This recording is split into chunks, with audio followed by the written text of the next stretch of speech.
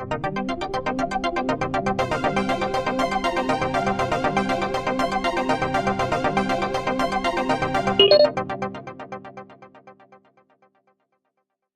I first made the intro you just saw, I just pulled some random books off my shelf, some of which I've read and loved, some of which I haven't read but expect to love once I do.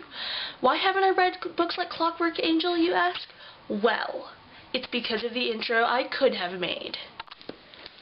City of Secrets. Cory Doctorow's little brother.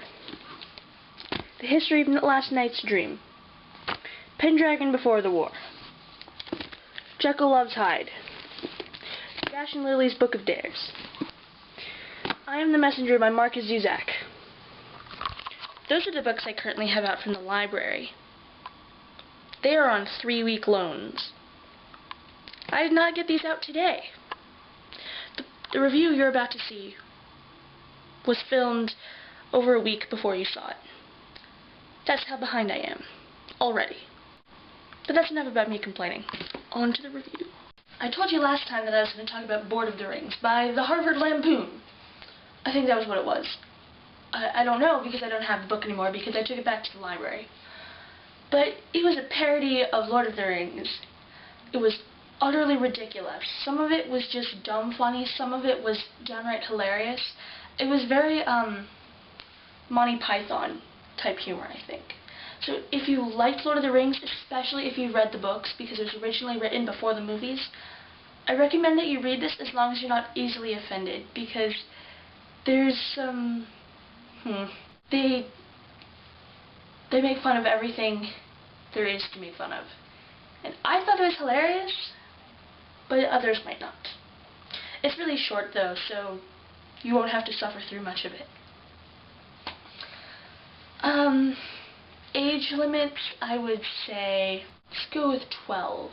But there are some randomly disturbing things that have no bearings on the actual plot, but it's there. Also, there's some drug use, namely by their equivalent of Tom Bombadil. It's not something I would say that needs to go at the top of your reading list. In terms of Netflix queue, just hit the add button. It'll go on to the bottom, but at least it's there and you'll get it eventually. I would give it 3 stars because it was well written and funny, but it wasn't that enjoyable. I mean, it's definitely worth reading, but...